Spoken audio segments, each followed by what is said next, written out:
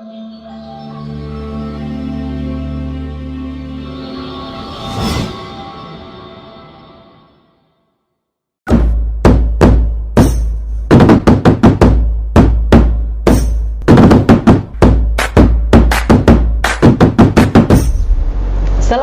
warahmatullahi wabarakatuh. Salam dan bahagia. Senang sekali saya Yunita Rahmawati ditemani oleh Ketua Komunitas Guru Penggerak Kota Samarinda, Bapak Hidayat Sapari, dapat menyapa Bapak Ibu Guru dan sahabat pendidik dimanapun berada dalam program Bisik Sepekan, bincang asik seputar pendidikan. Bisik Sepekan merupakan program gagasan dari Komunitas Guru Penggerak Kota Samarinda di bawah naungan Balai Guru Penggerak Provinsi Kalimantan Timur dan didukung oleh PT Penerbit Erlangga.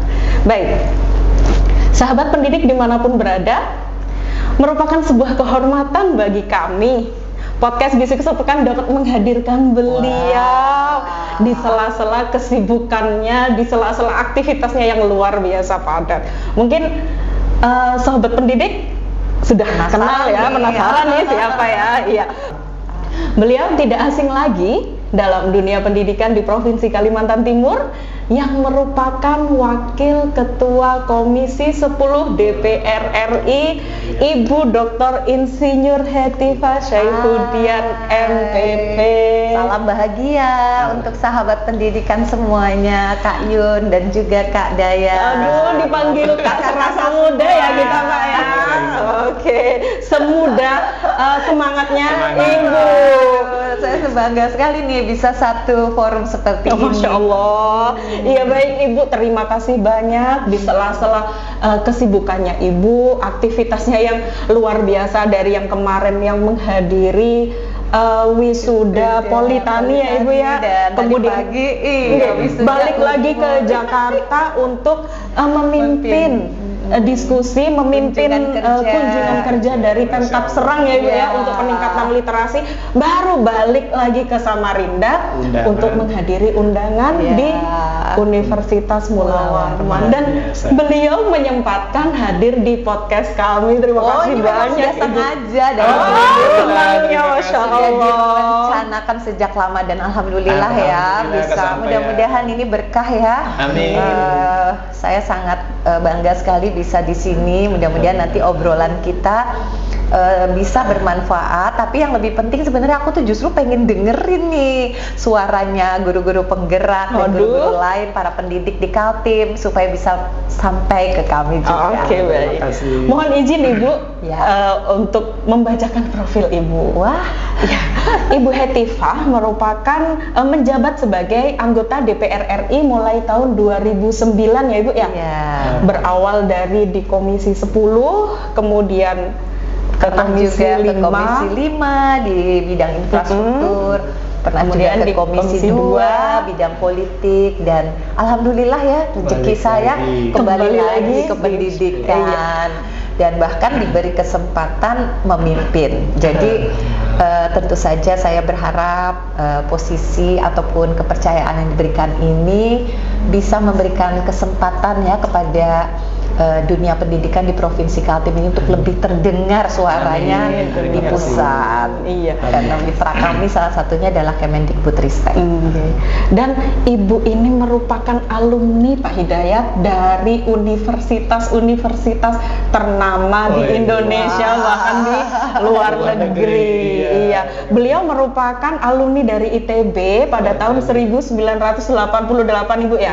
Saya masih umur 4 tahun. Aduh, ketahuan ya mudanya. Kemudian di National University of Singapore tahun 1995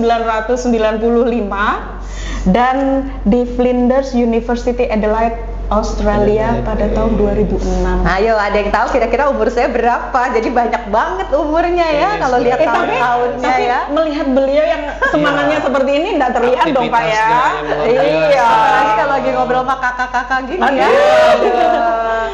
Iya, dan untuk saat ini beliau diberikan kepercayaan sebagai Wakil Ketua Komisi 10 di bidang pendidikan, kebudayaan, kepemudaan, olahraga, dan pariwisata ekonomi kreatif. Jadi wah ini, aduh benar-benar ya saya beruntung sekali bisa menjadi salah satu pimpinan di komisi ini, Kakak. Soalnya komisi ini komisi peradaban kalau kamu menyebutnya ya. Betul. Keputusan-keputusan yang penting, yang strategis, yang diputuskan di komisi ini menyangkut generasi mendatang. Betul. Ya, nah jadi saya juga ingin memberikan apresiasi nih pastinya kepada pemirsa dari podcast ini. Pasti semua di ruangan ini juga adalah pejuang-pejuang pendidikan. Jadi kita semua ini satu gerakan ya.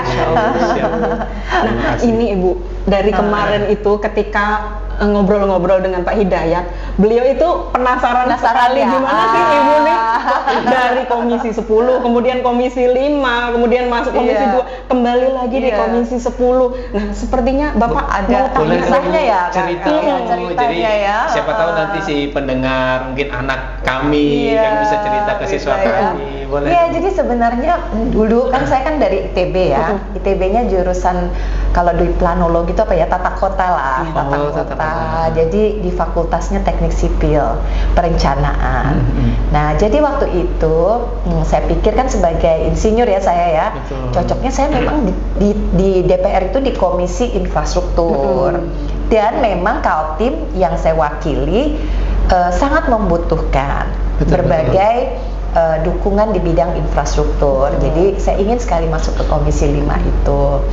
Tapi karena komisi 5 itu dianggap sebagai komisi yang sangat sulit waktu itu untuk dimasuki oleh orang yang baru gitu, karena itu dianggap komisi yang basah katanya gitu ya, komisi yang banyak project-projectnya dan sebagainya. Jadi walaupun saya menganggap diri saya cukup kompeten, tetapi level penerimaan orang untuk kami yang baru-baru, yang perempuan, yang mungkin masih dianggap belum tepat masuk ke komisi itu, susah juga tuh masuknya. Nah, jadi saya kebetulan karena waktu itu saya katanya kan ibu kan dokter nih, jadi ibu masuk aja di komisi pendidikan. Ya saya pikir itu bagus juga. Namun setelah 2 tahun gitu ya, saya berusaha untuk meyakinkan gitu para pimpinan bahwa walaupun saya perempuan, saya juga cocok untuk di bidang infrastruktur gitu, dan latar belakang saya mungkin cukup mendukung untuk itu gitu ya. Gitu. Tapi pelajarannya gitu ya, bahwa memang belum tentu segala yang kita inginkan itu selalu langsung tercapai. Tapi ada hikmahnya, justru karena saya mencoba di komisi 10 di awal yang tadinya saya agak remehkan kan, gitu, komisi 5 lebih bagus seolah-olah, tapi saya tidak bisa mendapatkan, saya malah diberi tugas di komisi 10. Akhirnya jadinya ada jatuh cinta juga gitu ya, dari hati ya jadinya gitu. Dan alhamdulillah ya akhirnya setelah mencoba gitu kan di komisi-komisi yang lainnya, saya sekarang merasa sangat cocok sekali di komisi pendidikan ini gitu. Dan di DPR itu teman-teman ada 11 komisi. Jadi sebenarnya cukup banyak ya. Betul. Dari mulai komisi luar negeri, komisi dalam negeri, komisi hukum, komisi pertanian, komisi kesehatan gitu ya, dibagi-bagi gitu. Nah sekarang bagaimana kalau kita diberi amanah di bidang apapun, kita itu harus mau meningkatkan rasa cinta kita ya kan kepada bidang yang kita tekuni. Jadi nanti sama ya, mungkin guru juga gitu kali ya. Kita sebagai pendidik mungkin passion kita mungkin tadinya mau mengajar A, tapi sementara diberi kepercayaan B, tetap saja ya. Saya kira sebagai jiwa kita sebagai pendidik tentu saja harus mau terus belajar. Gitu. Jadi saya mendapat hikmahnya seperti itu. Jadi dimanapun kita ditugaskan, diberikan amanah, kita harus siap. Nah alhamdulillahnya lagi, tadinya kan saya pikir dunia politik ya saya bisa nggak ya gitu. Karena kan dulu saya insinyur, kok tiba-tiba suruh jadi politisi kan beda cara bekerja dan berpikir maupun melakukan tugasnya, tapi ada kesamaannya gitu. Saya kira sebagai insinyur biasanya kita cari solusi ya untuk sesuatu melalui bidang teknologi, dan sekarang setelah adanya Ibu Kota Nusantara, ilmu saya tuh kepake sekali. Karena kan saya dulu belajar tata kota dan wilayah. Nah, jadi saya akhirnya mempelajari, kalau IKN ini mau dibangun, sebetulnya justru kuncinya bukan fisiknya dulu yang dibangun. seharusnya dibangun justru sumber daya manusianya dulu. Makanya sekarang saya semangat banget ya teman-teman, baik apa ya, mungkin saya kira sebagai pendidik ya, saya kira kita ini ada mendapatkan satu tantangan yang besar nih dengan adanya pemindahan ibu kota ini. Nah, waktu saya di Komisi 2 itu kan bidangnya seperti ini nih, bidang pemerintahan dalam negeri. Kemudian saya waktu itu memekarkan Kaltim dengan Kaltara, juga memekarkan Mahakam Ulu. Dan sekarang dengan Ibu Kota Nusantara itu sebenarnya itu tugasnya Komisi 2 tuh waktu membentuk atau memutuskan. Jadi waktu itu saya menjadi anggota Pansus untuk mengevaluasi pemindahan ibu kota negara. Jadi ada hikmah-hikmahnya lah setiap tugas kita. Apapun perjalanannya ada pelajaran di balik itu ya, gitu. Jadi alhamdulillah ya gitu. Jadi ya udah kita itu apa ya, akhirnya gitu ya, anak-anak kita pun nanti yang kita didik sekarang sudah bukan zamannya lagi apa ya, hanya mengandalkan bidang ilmu itu secara sempit. Betul. Jadi anak-anak itu harus bisa terus belajar. Iya, terus belajar kan. Mungkin seperti itu ya, guru penggerak juga diajarin gitu ya. Jadi pengen denger ceritanya nih, gimana sih bedanya nih pembelajaran yang diberikan oleh guru-guru di zaman yang lalu dengan yang sekarang nih Kak. Aku juga pengen tahu prakteknya nih, karena kebetulan memang soal transformasi pendidikan ini kami sangat support. Nah, jadi saya juga ingin dengar nih kakak-kakak gimana dengan program guru penggeraknya. Jadi balik tanya. Boleh dong. Siapa yang dulu? Asli, kita ada kesempatan juga ceritanya. Boleh. Bapak dulu deh. Iya, terkait dengan pembelajaran ya, karena generasi yang saat ini kan berbeda dengan generasi saya, terutama Bu Yunita, mungkin dengan Ibu juga berbeda. Saat ini teknologi ini udah luar biasa pesat ya. Majunya ya. Dulu di sekolah kami pernah tidak mengizinkan pemakaian smartphone. Orang tua pada protes. Zaman sekarang tidak boleh pakai smartphone, gimana? Mau pulang harus pesan online dan seterusnya. Akhirnya mengalahlah sekolah. Termasuk guru juga demikian. Tadinya dengan konvensional, suka tidak suka dipacu memanfaatkan belajar ID untuk pembelajaran kekinian yang sesuai dengan zamannya. Ya betul ya. Jadi banyak berubah ya. Dulu juga waktu zaman saya, kita tuh kalau pakai kalkulator juga nggak boleh gitu ya. Jadi di satu sisi saya kira teknologi memang berkembang, tapi ada memang keterampilan dasar dalam literasi itu yang harus juga memang dibangun ya. Jadi supaya orang juga tidak terlalu, atau anak-anak kita tuh terlalu menggunakan teknologi. Jadi ketergantungan sehingga dia juga tidak memanfaatkan kita sebagai manusia kan, tentunya sebagai makhluk hidup dia juga punya berbagai indera maupun hal yang harus kita optimalkan ya. Betul. Pemikiran dan lain-lainnya. Motoriknya ya. juga. Motoriknya juga. Karena kalau mereka main game itu sudah kecanduan sampai berjam-jam. Iya, jadi mungkin itu juga yang harus diantisipasi ya, bagaimana menggunakan teknologi secara proporsional dan sesuai tepat baik porsinya maupun tujuannya gitu. Betul. Pemanfaatannya. Ya, saya kira itu tantangannya tuh. Terakhir ini Bu, kemarin tuh saya ada praktikum sebenarnya saya ngajar IPA kebetulan. Ada praktikum, tapi saya perhatikan di lab IPA itu alat-alatnya udah pada usah. Agak jadul ya. Iya. Akhirnya saya browsing, ternyata di pakai augmented reality. Di online segala itu banyak sekali fasilitas. Bisa pakai VR atau apa ya, maksudnya dan lama kelamaan peralatan itu jadi tidak terlalu mahal lagi kan, seperti itu ya. Tutorial juga bisa kita gunakan, termasuk juga seperti podcast seperti ini kan, kita ada di ruangan ini tapi banyak sekali orang di luar sana yang bisa ikut menikmati diskusi kita ya. Jadi teknologi itu tetap merupakan sesuatu yang harus dimanfaatkan, bahkan kita yang harus ikut mengembangkan sesuai dengan kebutuhan kita. Nah, yang saya kagum memang ya, luar biasa pesatnya ya. Dulu kan kita nggak pernah kenal internet. Betul. Ya. Zaman saya itu malah kalau telepon tuh pakai ini yang pakai HP yang ada dibulatin gitu, HP belum. Terus pakai brick itu yang HT. Iya. Jadi waktu ada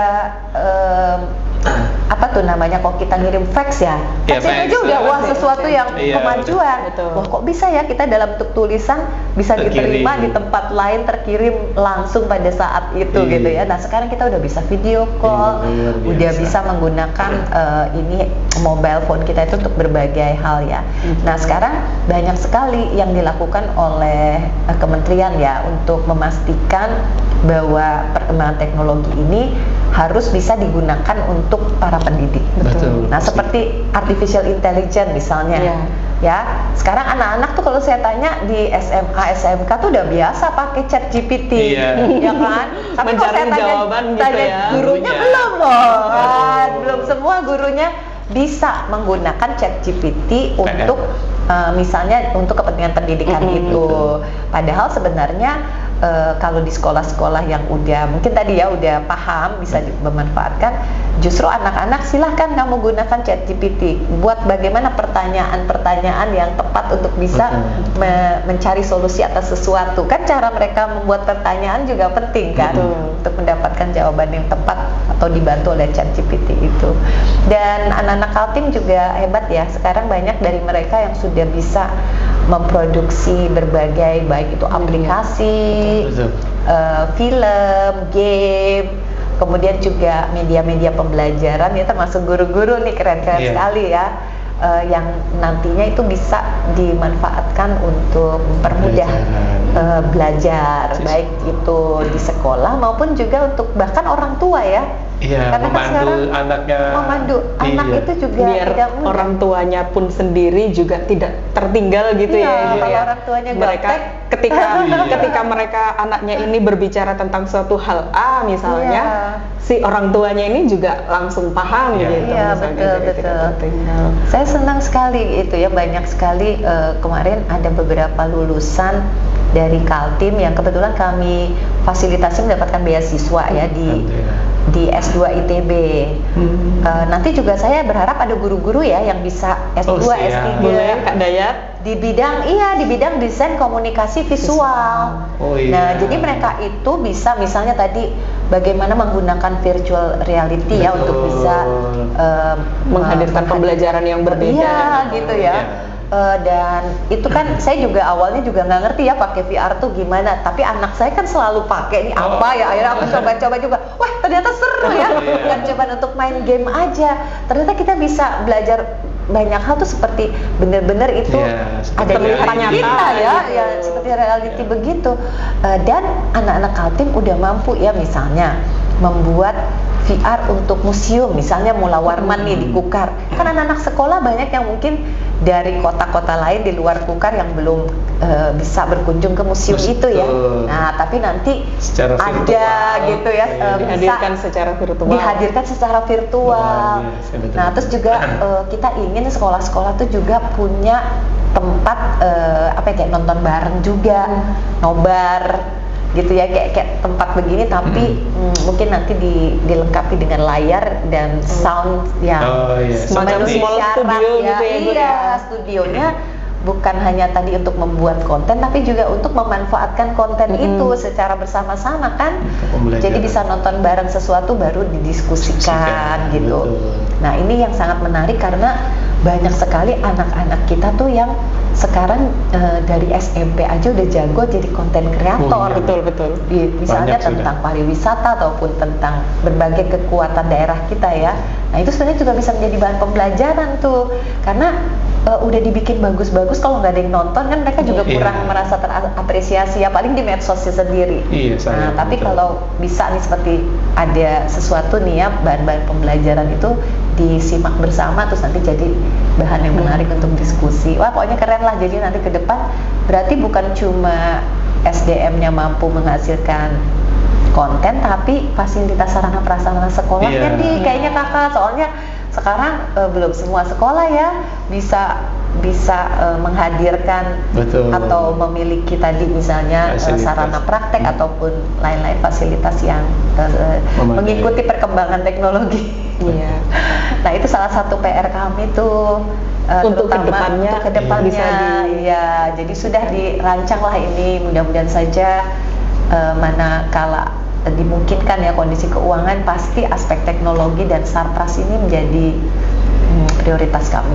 Siap, Gitu. insya Allah. Amin. Kalau menurut Ibu sendiri, secara umum dengan kondisi pendidikan yang ada di Samarinda, kemudian kondisi pendidikan yang ada di daerah-daerah, karena bukan di Samarinda, mohon maaf, di Kalimantan Timur ya Ibu ya, ada 10 kabupaten kota, ya. Itu bagaimana Ibu kalau untuk Ya. perkembangannya gitu? Jadi problemnya di Kaltim karena keluasan dan juga kondisi geografis yang seperti itu. Jadi memang masih ada sih kesenjangan. Jadi ada daerah-daerah yang mungkin seperti Samarinda ini udah sangat maju, Balikpapan maju, tapi juga ada daerah-daerah yang belum semaju di sini kan gitu.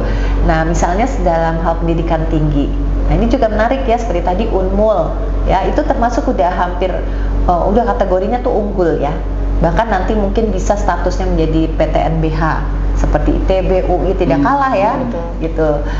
Tetapi ada daerah yang belum punya perguruan tinggi. Mungkin kalau seperti di Kutai Barat ada satu politeknik, tapi itu masih sangat kurang dan mungkin kondisi yang sekarang mungkin masih belum sebagus apa yang kita inginkan gitu ya. Di Mahulu mungkin belum ada perguruan tinggi gitu. Di tempat-tempat yang lain seperti tadi di Kutim, Pasir, ada beberapa tapi belum perguruan tinggi negeri ya, ada beberapa swasta yang jadi masih ada kesenjangan. Kalau untuk pendidikan dasar mungkin secara umum sudah hampir merata ya, sudah merata. Walaupun di beberapa tempat mungkin guru-gurunya beda-beda, pendidiknya ini loh. Betul, seperti satu Kabupaten Kukar aja, kalau di Kecamatan Tambang belum ada tuh guru penggeraknya, ya kan? Nah, jadi tergantung di satu kabupaten pun ada kecamatan yang sudah maju, mungkin di Tenggarong maju, tapi nanti ada kecamatan-kecamatan yang agak pedalaman kondisi pendidikannya, kan kuncinya tuh ada di gurunya. Betul. Gitu. Jadi kalau SDM-nya belum merata kualitasnya, itu yang sebenarnya kita sangat ingin nanti dengan adanya guru penggerak ini semakin merata. Amin. Karena mungkin ketika ada daerah-daerah yang mungkin dirasa kurang gitu untuk SDM-nya, mungkin karena kendala geografis Ibu ya, karena terlalu jauh atau mungkin bahkan dipisahkan harus. Teman-teman tuh kalau cerita calon guru penggerak Bu, ngikutin program itu yang internet nggak ada, dia harus jalan ke kota dulu, perjalanan 2 jam. Kemudian ketika sangat besar ketika lokakarya harus nginap dulu, nyebrang dulu, seperti itu. Padahal ini kan maksudnya ingin meningkatkan kompetensi mereka ya. Betul. Tapi saya juga kan sering ya, misalnya ke pedalaman-pedalaman itu, sebagian guru kan sebenarnya mereka sudah mau mengabdi nih sebagai pendatang ya, mau ikut mengembangkan sekolah di pedalaman. Tapi karena tidak ada satu mungkin semacam insentif yang cukup, mereka juga kesulitan gitu. Jadi banyak yang tidak betah, misalnya tidak disediakan perumahan di situ gitu ya, padahal keluarga mau ikut jadi susah dan sebagainya. Jadi sebenarnya gitu ya, kalau kita ingin sementara belum ada pendidik untuk misalnya mata pelajaran tertentu dari penduduk setempat, maka kan kita memang harus ada yang datang dari luar dulu. Nah oleh sebab itu kita dorong anak-anak setempat misalnya kuliah di FKIP atau ikut pendidikan profesi guru atau apa kan, supaya nanti mereka bisa kembali lagi ke daerahnya untuk membangun dan memajukan kondisi pendidikannya. Jadi sebagian besar sekarang ada sih yang kuliahnya di universitas terbuka, seperti besok nih nanti ada ribuan ya yang akan diwisuda di universitas terbuka. Tapi kalau bisa gitu ya, memang kami ingin guru-guru ini yang berkualitas juga bisa lebih merata ada di semua daerah. Tuh, kalau soal fisik, sarana prasarana menurut saya oke, itu penting, tapi itu tidak lebih penting dari gurunya. Karena ruhnya di situ ya, ruhnya ada di gurunya. Bisa memanfaatkan kondisi lingkungan. Bisa, jadi tidak harus ada ruang gedung beton, tidak masalah. Belajar tetap bisa berjalan ya. Bahkan di misalnya yang masih kayu malah bagus juga kok di beberapa daerah. Saya lihat mereka menggunakan bangunannya masih dalam bentuk semi permanen. Gitu. Terus juga kadang masih menggunakan gedung lain ya, masih pinjam, nggak ada masalah, yang penting ada pengajarnya. Betul. Dan justru kadang ide-ide kreatif pembelajaran yang bagus sekali itu malah hadir dari mereka-mereka yang benar-benar memanfaatkan kondisinya itu ya. Iya. Bagaimana guru-guru tersebut itu dapat memanfaatkan kondisi lingkungan yang ada untuk menciptakan pembelajaran yang menyenangkan dan berpihak pada murid ya tentunya. Kalau kita berbicara guru penggerak. Iya betul, guru penggerak ini kan menjadi sekarang tuh ibaratnya apa ya, andalan kita nih gitu, karena kita sedang melakukan satu proses perubahan gitu. Pasti kan harus ada driving forces, harus ada kekuatan penggeraknya itu, karena udah ada kekuatan penggerak aja biasanya tetap ada yang resisten gitu. Kebayangkan mengubah sesuatu tuh tidak mudah. Nah, hanya sekarang mungkin kita perlu dukungan dari berbagai pihak ya, karena guru-guru juga kalau tidak disupport misalnya oleh kepala sekolahnya yang existing sekarang memimpin gitu ya, kemudian pemerintah daerahnya, dinas tempat, kemudian juga tentunya pihak-pihak lain, ini sangat dibutuhkan sinergi supaya guru-guru penggerak ini lebih bisa mengoptimalkan pengetahuan yang sudah mereka dapatkan dan praktekkannya. Iya betul. Saya sih optimis sekali kok. Alhamdulillah, terima kasih kepercayaannya. Makanya ini ditambah terus. Oh, anggarannya sekarang banyak loh untuk guru penggerak di tahun 2024. Ini mengalami peningkatan ya gitu. Tapi jadi Bu, ini kan programnya saat ini kan Menteri Pak Nadiem ya. Iya. Nah, takutnya nanti kira-kira. Iya, itu pertanyaannya kayak gitu terus ya. Mudah-mudahan iya bisa teman-teman, dilanjut. makanya kita tuh usahakan kalau bisa sesuatu yang sudah bagus itu didorong sedemikian rupa. Pertama tentu saja harus ada payung hukum yang menaunginya. Ya, baik itu berupa peraturan menteri, tapi kalau bisa ada peraturan presiden atau bahkan kalau perlu undang-undangnya. Nah, jadi nanti tidak mudah terjadi perubahan lagi. Siapapun yang menjadi menterinya, siapapun yang menjadi presidennya, tetap arah kita ke sana.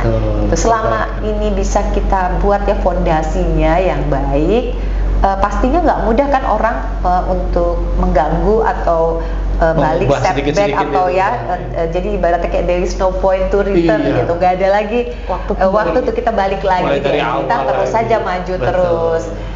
Nah sekarang bagaimana caranya nih untuk kita memastikan yang sudah kita rintis ini, program yang bagus ini bisa bertahan. Seperti juga IKN ditanya-tanya terus, nanti kalau presidennya ganti paling-paling nanti IKN batal lagi. Nah jangan begitu. Kalau saya sih, kalau sebagai pembuat kebijakan ya justru harus konsisten. Kalau kita sudah memutuskan itu, maka sekarang kita harus buat aturan-aturannya. Misalnya tadi ya undang-undangnya dilengkapi, kemudian peraturan-peraturan dari otoritanya dilengkapi. Makanya Pak Jokowi juga sampai nengok-nengok ke sini berkali-kali untuk memastikan harus ini berjalan. Ditarget, kan ada target waktunya gitu kan, istana terbangun dan sebagainya, sehingga akhirnya investor pun percaya, kemudian mereka juga mau ikut berkontribusi membangun kembali. Masa kalau sudah ada ratusan triliun digelontorkan dan segala hal yang positif ada di sana, masa nanti tiba-tiba kita tinggal begitu? Gak mungkin dong, pasti banyak yang membela kan untuk supaya itu terus dilanjutkan. Tidak mubazir anggarannya. Iya, bahwa ada tuntutan kalau mau berubah itu perlu prasyarat. Nah itulah yang kita cari jalan keluarnya. Karena pun latar belakang adanya perubahan-perubahan itu tuh juga melalui proses yang sangat panjang ya Ibu ya. Gitu, jadi kalau misalnya tidak akan berhenti di tengah jalan seperti itu. Pasti kan setiap, misalnya kalau Mas Nadiem punya suatu gagasan yang sifatnya mungkin cukup dianggap ekstrim ya, misalnya soal kurikulum nih, ya kan? Jadi sebenarnya kami juga mendiskusikannya dulu dengan DPR, karena kalau ada yang protes-protes, kemudian merasa tidak nyaman, pasti nanti ngadunya ke kami. Nah, jadi biasanya kami juga ada pembicaraan terlebih dahulu ya, dalam bentuk baik itu informal maupun rapat-rapat resmi. Kita membahas terlebih dahulu. Nah, makanya kan misalnya soal kurikulum ini pun ada tahapan-tahapan ya. Kita beri waktu. Kalau bisa sekarang boleh memilih dulu. Misalnya gitu kan, apa mau kurikulum darurat karena Covid, yang K13 boleh, kalau mau lanjut boleh. Nah, udah mau mulai pakai kurikulum merdeka bagus. Tapi kan sesudah diberi pilihan nanti pada akhirnya kita fasilitasi supaya yang benar-benar mau memilih kurikulum yang baru tuh juga bisa melaksanakannya. Jadi memang nggak mudah, harus ada fasilitasi untuk macam-macamnya. Nah ini yang nanti membutuhkan aturan dan kedua anggaran, pendanaannya juga Mbak. Gitu. Itu tugas kami sih, memastikan pokoknya hal-hal yang bagus-bagus tuh jangan cuma jadi kebijakan, tidak bisa di lembaganya gitu. Jadi kalau kita punya satu niat, harus ada kejelasan siapa yang akan melaksanakan, aktor-aktor yang akan terlibat, yang menjadi yang menjadi penanggung jawab, yang menjadi penggeraknya tadi. Makanya ada beberapa lembaga-lembaga baru ya, seperti Balai Guru Penggerak. Ini kan sesuatu yang baru. Nah itu untuk mengawal program ini. Betul. Nanti dananya juga seperti itu gitu. Kita sudah alokasikan kan untuk guru penggerak, sekolah penggerak dan sebagainya, itu udah jelas ada di dalam postur anggaran sudah tertera untuk memastikan bahwa ini pasti lanjut di 2024. Ya mudah-mudahan ya akan berkelanjutan. Kami tadi Ibu sebelum Ibu hadir sempat membicarakan tentang beasiswa itu Ibu. Oh ya. Beasiswa. Emang beasiswa aspirasi itu apa sih? Pak Dayat tanya. Kemudian beasiswa aspirasi itu PIP beda. Jadi kami sempat berdebat saling bertanya karena memang tidak mendapatkan informasi langsung dari sumbernya ya Pak ya. Boleh dong Bu cerita sedikit. Iya benar. Jadi sebetulnya anggota DPR ini kan memiliki beberapa fungsi tadi ya, fungsi legislasi, fungsi anggaran, dan fungsi pengawasan. Nah itu semua dilakukan dalam kerangka representasi. Jadi kami itu kan, misalnya saya gitu, itu mewakili Kalimantan Timur. Berarti jadi saya memiliki fungsi representasi untuk Kalimantan Timur. Saya terutama ketika fungsi pengawasan itu saya lihat di Kalimantan Timur kondisinya seperti apa.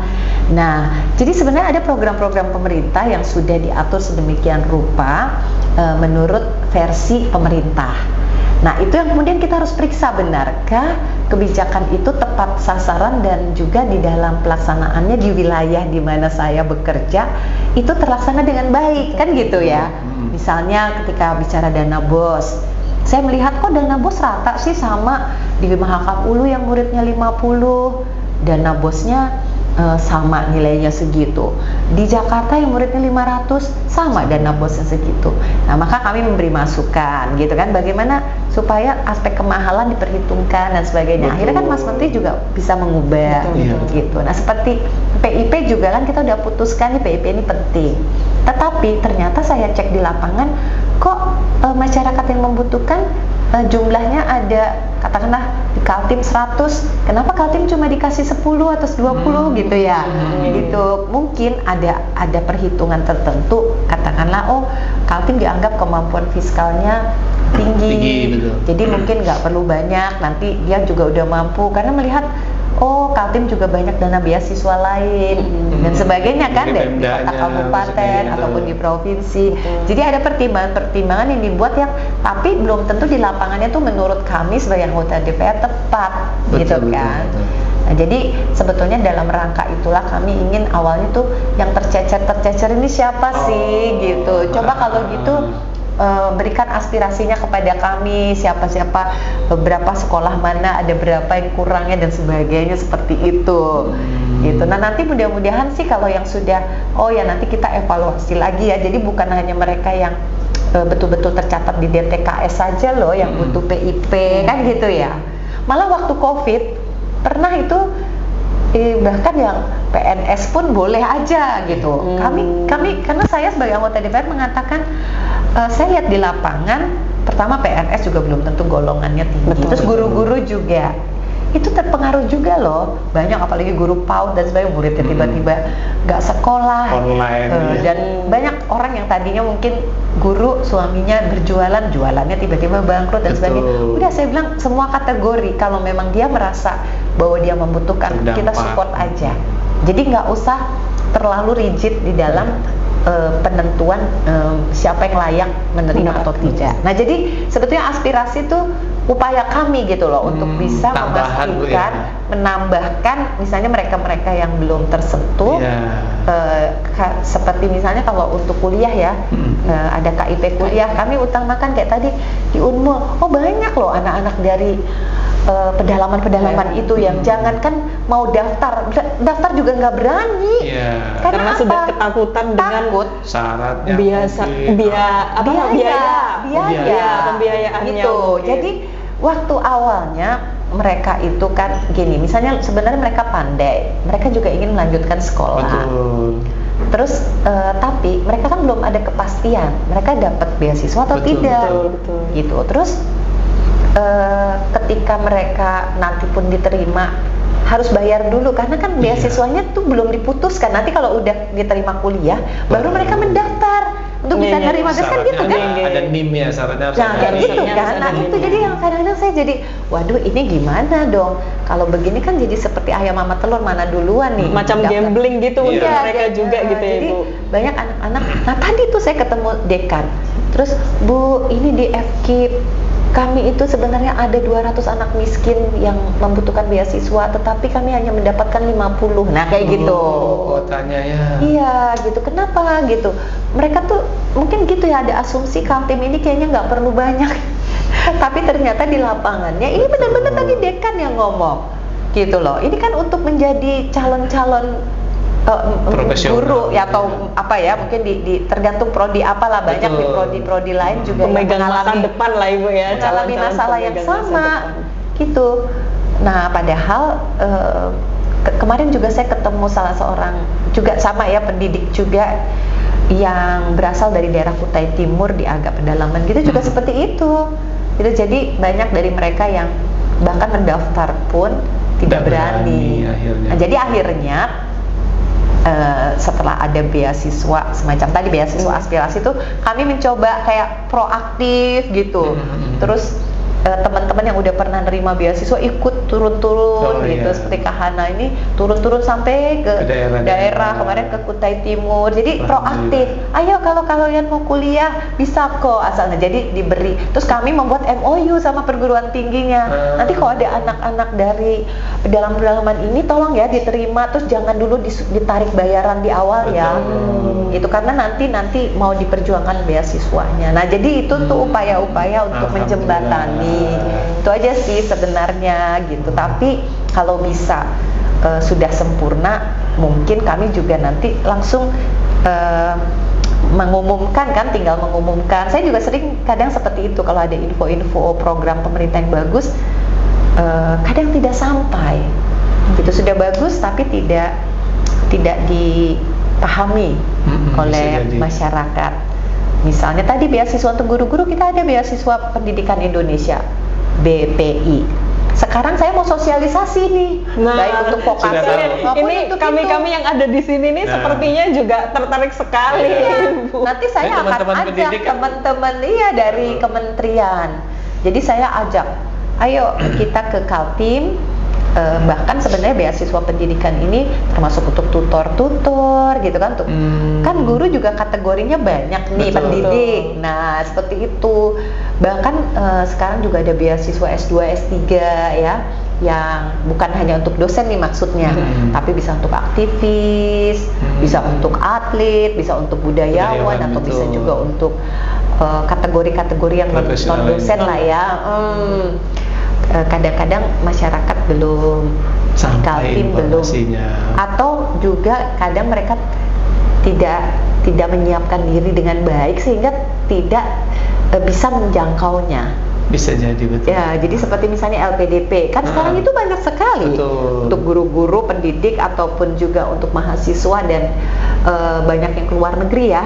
Nah, jadi dari awal-awal udah kita ingetin, ayo kamu bahasa Inggrisnya diperbaiki ya, TOEFL-nya ataupun IELTS-nya. Karena itu nggak bisa sekejap belajar bahasa itu. Pembiasaan. Nah, jadi banyak dari Kaltim nggak memanfaatkan beasiswa ini, biasanya ada kelemahan misalnya tadi dalam penguasaan bahasa dan sebagainya. Jadi tugas kami aspirasi itu sebenarnya lebih aspirasinya tuh banyak tapi belum sampai ya kami menjembatani. Itu aja sih sebenarnya.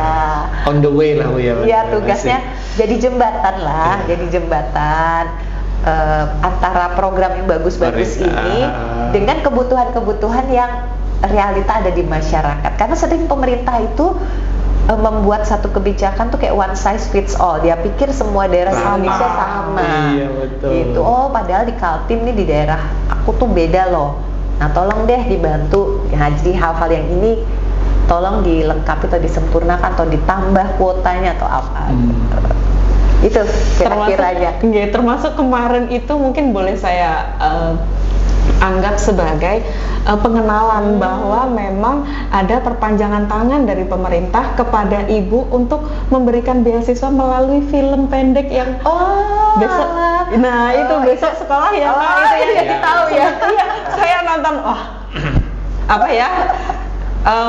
Di situ sasarannya ternyata bukan, kalau menurut saya bukan hanya pendidikan ya Ibu ya. Di situ Ibu sebenarnya juga mengangkat ekonomi kreatif, kemudian kearifan lokal di kampung tenun itu ya Ibu ya. Jadi kan itu juga anak-anak Kaltim ini banyak banget loh yang ternyata punya talenta, misalnya membuat film. Jadi mereka, yuk kita coba buat film. Gimana sih buat film yang bagus? Ternyata nggak harus mahal. Terus juga jadi memberi mereka semangat ya. Nah, akhirnya saya juga memiliki semacam tadi program dari aspirasi teman-teman ini mendorong kepada pemerintah, ayo sekarang bikin program mensupport talenta-talenta ini. Makanya sekarang juga kami mensupport seperti Balikpapan Film Festival ini juga mendapatkan support juga dari Direktorat Jenderal Kebudayaan. Terus kemudian juga nanti akan ada semacam bantuan pemerintah untuk berupa peralatan, misalnya video atau seperti peralatan podcast begini gitu kan. Ada kamera. Nah, terus nanti kalau udah punya kamera, bantu dong untuk produksi filmnya. Nah, ternyata itu juga gara-gara pengalaman gitu, ayo buat program untuk mensupport namanya lensa kreatif. Nanti saya umumin biasanya, ini ada nih dari pemerintah program lensa kreatif, ini program aspirasi yang akhirnya goal gitu ya, kami mendorong supaya dibuatkan program semacam itu. Dan ternyata sangat dibutuhkan. Termasuk juga nanti nih sebentar lagi sepulang dari sini juga kami banyak mendorong adanya sertifikasi ya untuk berbagai profesi-profesi yang baru ya, yang kreatif dan terkait dengan dunia baik pariwisata maupun industri kreatif. Jadi ya menarik lah, banyak seru ya Ibu ya. Ternyata di sela-sela Ibu yang sibuk kesana kemari itu Ibu sangat menikmati keseruannya. Gitu. Kan dari pergi-pergi tuh dapat masukan, maksudnya dapat aspirasi itu. Betul. Nah, ibaratnya kan kalau aspirasi masuk itu adalah amunisi kan untuk saya. Dengan adanya ternyata yang dibutuhkan tuh ini. Akhirnya saya punya alat untuk saya mendesak kepada pemerintah kan. Yang kami perlukan tuh ini loh di lapangan. Nah, kalau pemerintah terus memenuhi, kami sampaikan lagi, hore kita bisa nih dapat ini. Ayo kalian yang waktu itu ngasih masukan, siap nggak gitu kan. Jadi sebetulnya terjadi satu kerjasama sinergi sih. Jadi saya senang sekali karena di Kaltim juga sangat kolaboratif. Sekolah-sekolah, guru-guru, kemudian juga para pelaku ekraf, anak mudanya, atlet, wah semuanya tuh ya ikut bertanggung jawab gitu, nggak cuman omong-omong, tapi dia juga mau melaksanakan ide-ide mereka. Karena kan bagi saya juga bukan, kan saya kan cuma jembatan. Jadi kalau ada ini ya akhirnya balik lagi ke teman-teman gitu. Termasuk kemarin dukungannya Ibu terhadap Putri Indonesia perwakilan dari Kalimantan Timur ya Ibu ya. Itu sebenarnya gimana ya? Kan per pageant ataupun misalnya tadi putra-putri pariwisata, duta-duta wisata, influencer itu kan sebenarnya adalah orang-orang yang membawa nama baik Kaltim internasional ya, memperkenalkan budaya kita, memperkenalkan pariwisata kita gitu. Jadi kita harus support gitu. Nanti mereka itu ya pokoknya siapapun orang yang punya kreasi dan ide, intinya harus kita support gitu, Betul. termasuk dari kalangan pendidik ya. Jadi pokoknya kalau pendidik punya ide apa, wah pokoknya saya senang sekali gitu ya, dan Ayo, siap habis jembatan ini nih. sambung ide. bikin program. Bikin program apa, yuk gitu. Kemarin ada loh, baru ketemu ya kita ya beberapa hari yang lalu tuh dari teman-teman guru-guru BK. Nah kita juga jadi pengen bikin kegiatan sama guru-guru BK dari berbagai perguruan tinggi, karena ini terkait dengan soal kesehatan mental, soal peran baru guru BK ke depan ya di dalam upaya sekolah mewujudkan sekolah yang mungkin bebas dari kekerasan atau ramah anak, anti-bullying anti-bullying gitu ya, Ibu ya. Guru BK tuh bukan guru yang mungkin dianggap sebagai guru killer polisinya saja ya, tapi ya pencegahan. Nah, jadi nanti saya mau khusus ngobrolin soal itu juga, tapi ide itu muncul dari mereka. Nah, hanya sering kan ada keluhan, misalnya dari guru BK ya apa keluhannya, nanti kami akan sampaikan lagi nih gitu, bahwa karena mereka itu, kemarin saya datang ke Pusat Layanan Disabilitas dan Pendidikan Inklusi kan, saya datang ke sana, wah ternyata guru-guru pendamping ya, istilahnya guru pendamping, shadow teacher untuk anak-anak yang berkebutuhan khusus kan, guru pendamping khusus kan, iya itu ternyata kita kekurangan. Betul. Gitu, dan ternyata beberapa sekolah juga cukup banyak anak-anak yang berkebutuhan khusus tapi gurunya kurang. Betul. Tapi ternyata mungkin formasi untuk mereka juga sedikit, jadi kebanyakan masih honorer gitu ya, dan jadi banyak masalah-masalah yang begini-begini nih, termasuk soal P3K dan sebagainya, itu adalah bagian dari tugas kami juga ya, seperti itu, butuhnya seperti apa sih, nanti sudah ini, oh ada problem dengan formasi, oke sekarang formasi dibicarakan, nanti sudah formasi ada problem apa lagi ya, terus saja nggak ada hentinya sih tugas kami ya, karena kan masalahnya nggak selesai ya, terus disempurnakan, tapi dengan kepercayaan itu ya sedikit demi sedikit ada kemajuan-kemajuan. Alhamdulillah, luar biasa. Artinya Ibu bisa menjembatani kita, menjembatani kami yang ada di daerah ini untuk menyampaikan aspirasinya kepada para penentu kebijakan, Ibu ya. Betul. Jadi itu tugas kami. Jadi udah tahu ya sekarang jadi menjadi anggota DPR itu tidak semudah yang kelihatannya gitu, tetapi tugas itu menjadi menyenangkan manakala kami diberi kepercayaan dan diberi masukan-masukan yang berharga. Jadi saya juga selalu apa persisnya yang dibutuhkan tuh persisnya apa, kan sekarang kan jadi kerja keras semua nih soal beasiswa pun, ayo ikut sama-sama, kan saya juga nggak tahu anak-anak siapa yang membutuhkan. Kalau nggak dibantu guru-gurunya atau operator sekolahnya, dapodiknya nggak diperbaiki, saya juga nggak bisa bekerja. Nah jadi kolaborasi itu penting. Untuk kedepannya nih Ibu, semoga apa yang jadi mimpi, menjadi harapan Ibu dan kita semua juga, terlebih untuk peningkatan pendidikan di Kalimantan Timur terwujud ya Ibu ya. Nah, ada harapan, mungkin ada sesuatu yang mungkin belum tercapai Ibu, yang Ibu punya mimpi, saya belum ada mimpi yang belum tercapai nih untuk pendidikan. Sebenarnya kalau saya ya mungkin supaya tidak frustasi, selalu merayakan small victory gitu. Jadi saya biasa kalau misalnya ya udah mau tidur atau apa tuh selalu membayangkan hal yang sudah diraih oleh kita ya, bukan saya pribadi ya, tapi oh alhamdulillah hari ini begini, terus saya juga mendengar kabar oh UNO positif begini, oh ternyata di IKN begini, oh banyak ya kemajuan yang kita syukuri gitu. Jadi kita tuh tidak harus ideal sebenarnya kan, karena memang ideal itu tidak ada, tapi setiap hari tuh oh alhamdulillah anggaran pendidikan naik 17 triliun. Nah itu kan berarti wah itu capaian dong. Kalau ada uangnya berarti kan nanti pasti ada program-program bagusnya. Tapi setiap hari tuh pasti banyak tantangan juga kan. Nah uangnya mau dikemanakan nih bagusnya, untuk kesini atau untuk kesini, pikir gitu kan. Tapi nggak usah.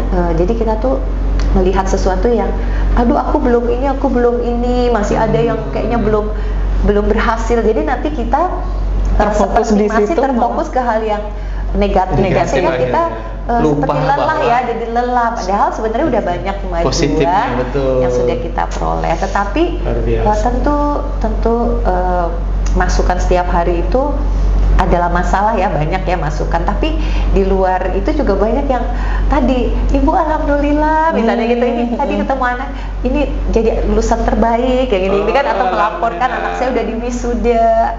Kadang-kadang kalau saya hadir di wisuda suka aja ada yang meluk, nangis gitu kan. Itu kayak gitu-gitu tuh bikin saya, aduh ini kan hasil dari berapa tahun yang lalu jadinya tuh sekarang ya.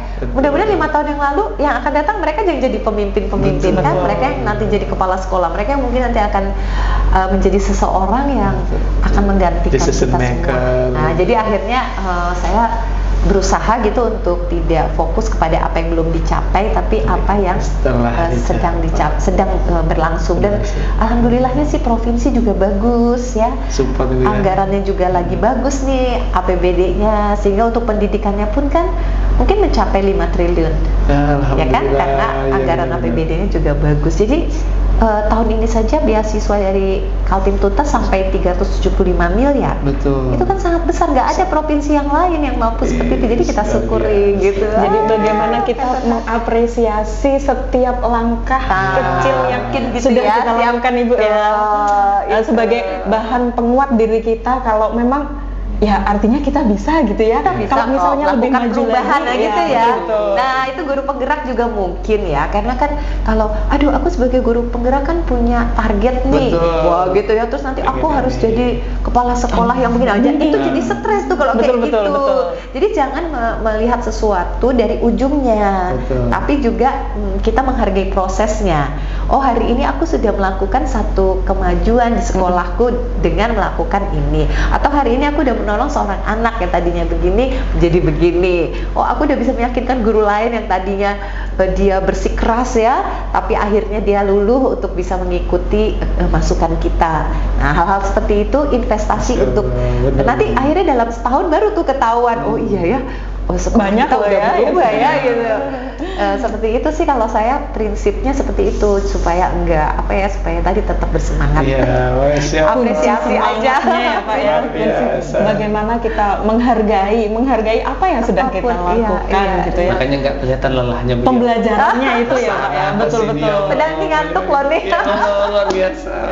Aduh, makasih ya, makasih ini apresiasi teman-teman. Dan saya kurang tahu nih ya, bagaimana saya bisa membantu lagi ya. Jadi mudah-mudahan dengan adanya podcast ini teman-teman bisa minimal nih ya follow Instagram saya atau Facebook. Nanti dari situ silahkan DM. Kalau ada sesuatu yang lebih panjang atau membutuhkan data-data yang lebih dalam, ntar kita bisa WA-an. Jadi sampaikan apa-apa yang menjadi pemikiran, ide-ide, gagasan kreatif, ataupun juga saran-saran ya, yang nanti mungkin aspirasi tadi Bu ya. Betul. Bahkan kalau kami lagi rapat nanti sama pengambil kebijakan, sebenarnya bisa diikuti juga oleh teman-teman melalui streaming live gitu. Terus kalau perlu tadi kasih masukan nih tentang hal-hal apa yang nanti bisa kami lakukan. Dan saya juga selalu bertekad ya mendatangkan pejabat-pejabat dari pusat kekuasaan itu ke Kaltim. Walaupun nanti pusat kekuasaannya di sini ya, justru ya. Karena kadang-kadang orang Jakarta itu tidak memahami bahwa kondisi di daerah itu berbeda dengan kondisi di tempat di mana mereka bekerja ya. Jadi mereka juga harus sering-sering ke lapangan. Bahkan kita pun yang di Kaltim harusnya sering-sering juga ke pedalaman-pedalaman atau daerah-daerah yang di luar daerah kita. Ini orang Samarinda harus sering-sering juga dong jalan-jalan ke temennya ya di tempat-tempat yang lainnya. Bapak ya. sudah jalan-jalan Saya paling jauh tuh ke Muara Muntai. Oh, bagus juga ya, udah sampai ke Melak. Oh, bagus. Saya paling jauh ke Sangatta. Itu juga ke itu Sangkulira. Oh, Sangkulira. Ya, nanti harusnya terus sampai ke Wahau atau mungkin sampai kalah sama Ibu. Nanti sepertinya saya harus bisa sampai ke Lumbis Ogong. Di mana itu Bu? Sepertinya saya ikut Ibu aja deh. Menarik sekali ya Pak ya pembicaraan kita ini. Jadi kalau boleh saya ambil kesimpulan, pembelajaran kita berbincang dengan Ibu Hetifah itu adalah ada dua. Yang pertama, bagaimana kita menghargai, mengapresiasi sekecil apapun usaha kita sebagai motivasi intrinsik kita untuk selalu melakukan perubahan dan pergerakan. Dan pergerakan. Makanya aku juga menganggap diri aku nih penggerak juga nih. Aduh, jadi ikut-ikutan pengen jadi penggerak nih. Kemudian yang kedua, lakukan apapun itu dengan hati. Iya, Karena saya melihat beliau apapun yang dilakukan Iya, tidak iya. terlihat capek karena beliau sudah all in Menikmati di situ, ya. menikmati. Ah, Di komisi 10 beliau Nikmat, di komisi all 5 out. juga Kemudian senang. nah, di komisi Wais, 2 luar biasa, gitu. Masya Allah. itu Dimanapun, sepertinya yang menjadi kunci dimanapun. beliau itu untuk tetap semangat, Iya. optimis dalam melakukan Beraktivitas, apapun. iya. Wah, terima Luar kasih biasa. ya. Jadi Semoga inspirasi. saya juga yakin seorang guru itu adalah apa ya, profesi yang sebenarnya saya tuh juga bercita-cita tuh pengen jadi pendidik juga, dan di awalnya itu saya juga mengawali karir saya sebagai Iya, pendidik. dosen. Saya pernah juga di studi pembangunan di ITB, dan sampai hari ini juga saya menjadi advisor ya di sekolah perencanaan dan kebijakan publik. Oh, Karena dari insya Allah. situ tuh kita bisa apa ya, membentuk tadi suatu generasi ya, membentuk peradaban. Tapi sekarang kita berbagi tugas ya, karena saya sibuk sekali di dunia legislatif ya, terpaksa udah nggak ada waktu lagi menjadi Iya. pengajar, tapi saya selalu mengapresiasi tugas-tugas gitu. Aduh. Semangat ya teman-teman semuanya. Sahabat pendidik, banyak sekali ya yang kita dapatkan hari ini dari Ibu Hetifah. Kalau Ibu Hetifah saja semangatnya seperti ini, Yang muda yang lain Saling menularkan ya, harus saling lebih mendukung, semangat. saling mendoakan, Amin. saling support. Pasti apa yang kita kerjakan menjadi lebih ringan. Amin. Insya Allah. Terima kasih Ibu atas Ya apa ya? Allah, luar Kayaknya biasa. kayaknya kita mau ngobrol lagi deh. Ngobrol apa ya dari tadi, dari Iya. awal kita sudah nggak tahu nih kita ya. Tapi sepertinya tadi sudah ada callingan untuk agenda selanjutnya, Pak. Luar biasa. Gimana nih, Pak? Terima kasih. Terima kasih Ibu Makasih sudah ya, menyediakan Kak Daya, waktunya Kak yang Yunita. Masya Allah, kita ini sangat merepotkan beliau ya, Ya. yang seharusnya Ya, beliau aku- istirahat, enggak, tapi enggak, beliau it's okay. bersedia. Ini juga bagian dari berbagi healing aku. gitu. Oh, Iya, gitu. Terima kasih, Ibu. Terima kasih ya. Oke, sampai Bapak Ibu, jumpa. sahabat pendidik, terima kasih atas perhatiannya. Terima kasih telah menyimak obrolan kami bersama Ibu Hetifah. Semoga bermanfaat. Amin. Sampai jumpa untuk episode berikutnya Yeah. ya. Ibu, boleh kita closing? Kalau saya bilang bertemu lagi dengan Bisik Sepekan, bincang asik seputar pendidikan gitu ya Bu ya. Oke, baik Bapak Ibu, sahabat pendidik dimanapun saat ini berada, terima kasih telah menyaksikan perbincangan kami dalam program Bisik Sepekan, bincang asik seputar pendidikan. Sampai bertemu lagi pada episode mendatang. Selalu sehat, selalu semangat. Assalamualaikum warahmatullahi wabarakatuh. Waalaikumsalam. Bye, Terima Ibu. kasih. Terima kasih.